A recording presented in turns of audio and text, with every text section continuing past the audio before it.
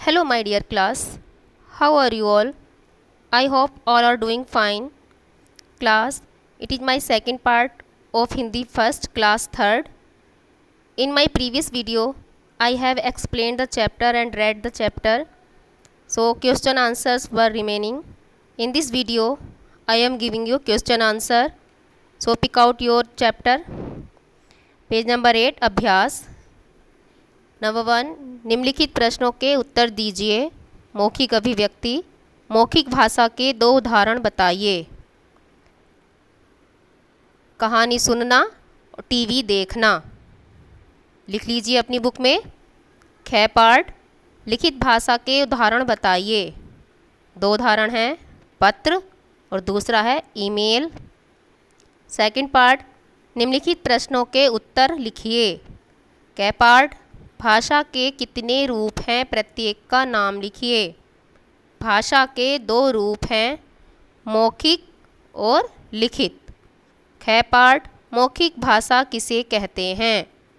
हम जो कुछ बोलते या सुनते हैं उसे मौखिक भाषा कहते हैं, जैसा कि मैंने आपको चैप्टर में एक्सप्लेन किया था। ग पार्ट लिपि क्या है?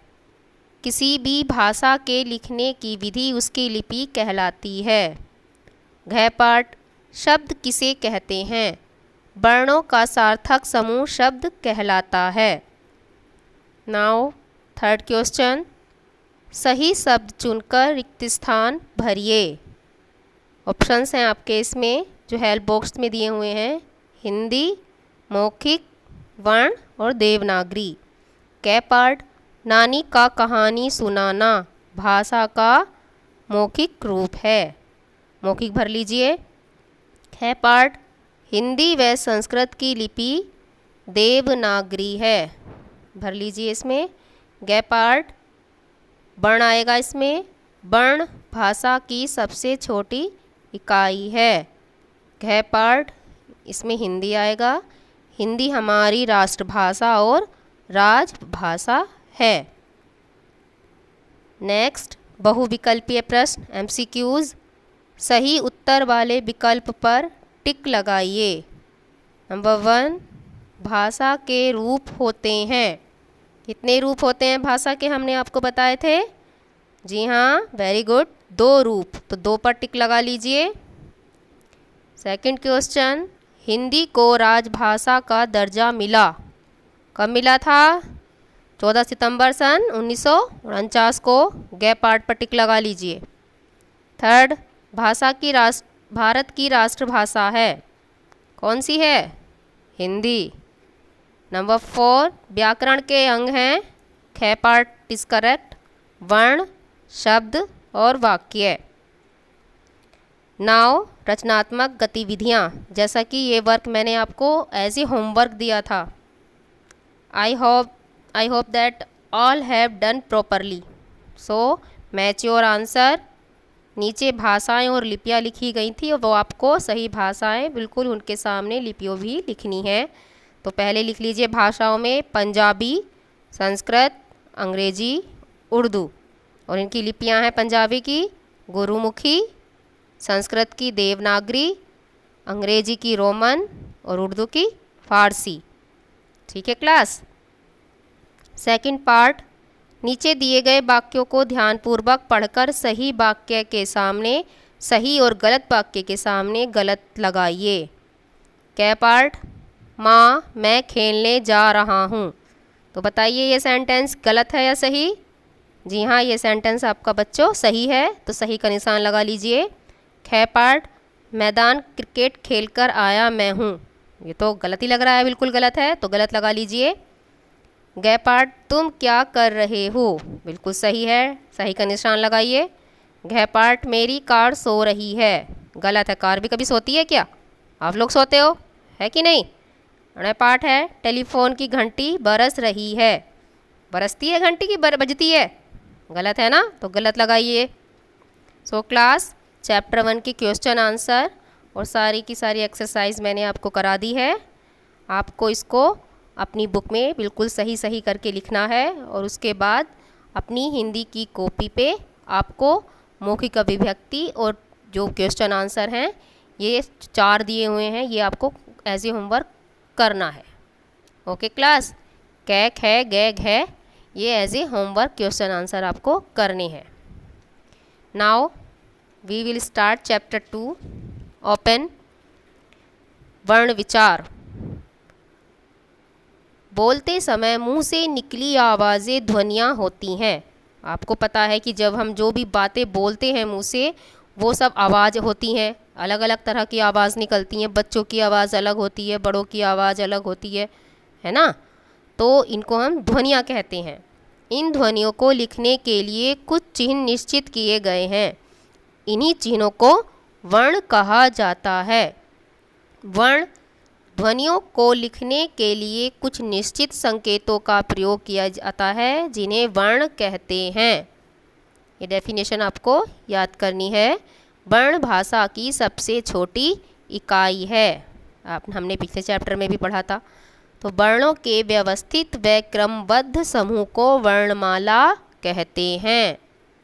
वर्णों के भेद आते हैं। अब कितने भेद होते हैं? वर्णों के 3 भेद होते हैं, स्वर, व्यंजन और आयोगवाह। अब हम स्वर की डेफिनेशन समझेंगे। स्वर क्या होते हैं? इंग्लिश में जो हैं आपने पढ़ा होगा, कुछ पढ़ा याद आ रहा है आपने? जो ए ई आई ओ यू क्या होते हैं? वो वोवेल होते हैं ना, तो उन्हें हिंदी में हम स्वर कहते हैं। देखो, उस वर्णमाला के उन वर्णों को जिनका उच्चारण बिना किसी अन्य वर्ण की सहायता से किया जाता है, स्वर कहते हैं। हिंदी वर्णमाला में इनकी संख्या 11 है और ये हैं ए, आ, ई, उ, री, ए, ऐ, ओ, अंग। तो स्वरों को हम 3 भागों में विभाजित कर सकते हैं, ह्रस्व स्वर, प्लुत स्वर और दीर्घ स्वर। अब ह्रस्व स्वर क्या होता है? जिन स्वरों के उच्चारण में कम से कम समय लगता है, वे ह्रस्व स्वर कहलाते हैं। ये 4 होते हैं, ए, छोटा ई, छोटा ऊ और री। दीर्घ स्वर, जिन स्वरों के उच्चारण में ह्रस्व स्वरों से दुगना समय लगता है, यानी डबल टाइम लगता है, बोलने में ज़्यादा देर लगती है, जो खींच के बोले जाते हैं, उन्हें दीर्घ स्वर कहते हैं। ये संख्या में 7 होते हैं, जैसे आ, ए तो हम जल्दी बोल देते हैं, लेकिन आ देर से बोला जा रहा है। ई खींचकर थोड़ा देर से बोली जा रही है। ऊ, ए, ऐ, ओ, औ, ये सारे हमारे दीर्घ स्वर में आते हैं, क्योंकि ये बोलने में बहुत टाइम ले रहे हैं हमारे ह्रस्व स्वर की अपेक्षा।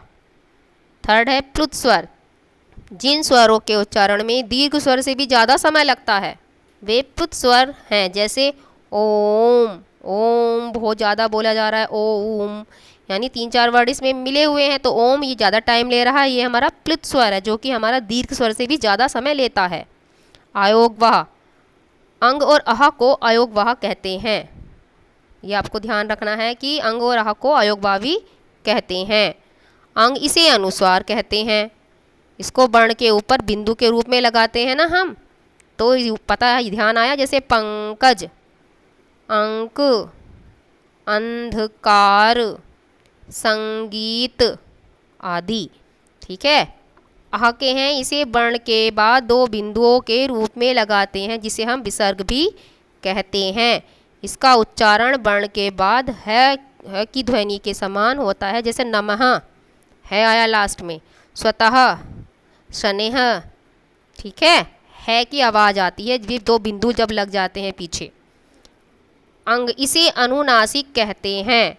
यह वर्ण के ऊपर चंद्र बिंदु का काम करता है, जैसे चांद, चंद्रबिंदी लग गई, आँख तो चंद्रबिंदी लग गई, और आंगन पे भी चंद्रबिंदी लगी, जिसे हम अनुनासिक भी कहते हैं।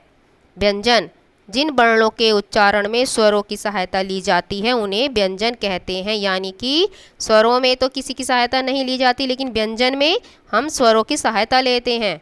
ठीक है। ये स्वतंत्र नहीं होते, क्योंकि स्वर स्वतंत्र होते हैं। जब किसी व्यंजन से स्वर हटा दिया जाता है, तो उसके नीचे हम हलंत लगाते हैं, इस तरह का कोमा लगा देते हैं नीचे। सामान्यतः सभी व्यंजनों में ए स्वर मिला होता है, जैसे कै में ए लगा हुआ है, तो वो कै हो गया। अगर हम कोमा हटा देंगे तो सिंपल कै रहेगा। ठीक है। अब व्यंजन कितने होते हैं? व्यंजन हमारे 3 होते हैं, स्पर्श व्यंजन, ऊष्म व्यंजन और अंतस्थ व्यंजन।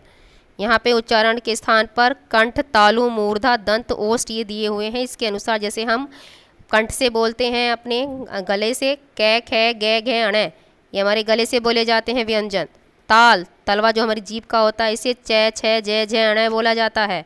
मूर्धा थोड़ा रुक के, जैसे टे, ठे, डे, ढे, अणे। और दांतों के हिसाब से तै, थे, दे, धे, ने। और होठों के हिसाब से ओष्ठों के पै, फै, बै, भै, मैं। इसके अलावा हमारे और व्यंजन हैं ये, रे, ले, वे, शे, शे, से, है। ये हमारे व्यंजन है।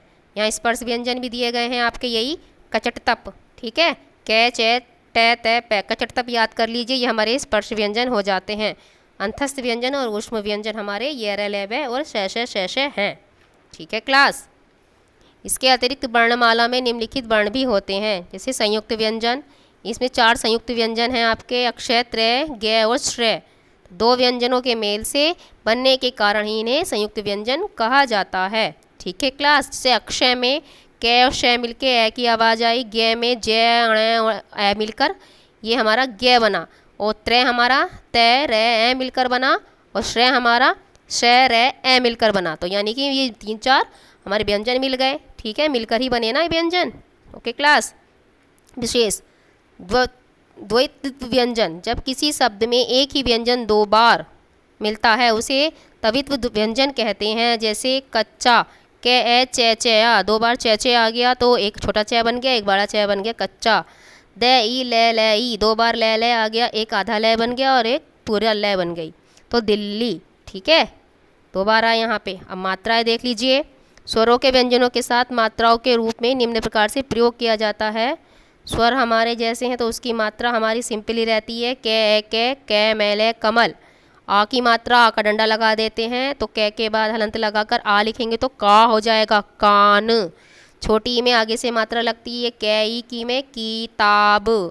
बड़ी ई में पीछे से मात्रा लगती है, कै, बड़ी की मात्रा बड़ी, की तो बड़ी हो गया तो कील। छोटा ऊ में कै, ऊ, छोटे ऊ की मात्रा लगती है तो कुआ। बड़े ऊ से कै, ऊ कैसे कूलर। री से क्रय, री से कृषक। ऐसे कै, एक के केला। ऐसे कै, एक के कैमरा, 2 मात्रा यहाँ पे। ओ से कै, ओ को कोट। और औ से कै, ओ को कोआ, ठीक है क्लास।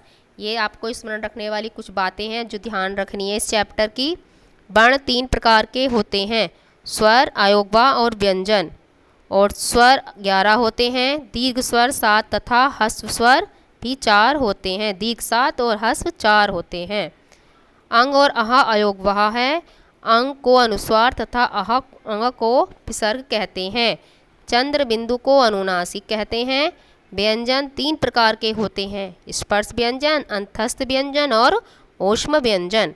संयुक्त व्यंजन हैं अक्षय, त्रय, ज्ञ और श्रेय। सो क्लास, इस वीडियो में इतना ही। ये मैंने चैप्टर 2 भी आपको पूरा एक्सप्लेन कर दिया है। आप लोगों को ये चैप्टर रिवाइज करना है। And now it's time for homework. Homework मैंने आपको ऑलरेडी दे दिया है। आपको पिछले चैप्टर के ही क्वेश्चन आंसर, मौखिक अभिव्यक्ति और कै, खे, गे, घे पार्ट आपको अपनी कॉपी में करना है। आप लोग घर पे 2 टाइम्स इस चैप्टर की रीडिंग करेंगे और जितना मैंने एक्सप्लेन किया है उसको ध्यान से समझेंगे, ओके क्लास। मिलती हूँ नेक्स्ट वीडियो में। Till then bye bye.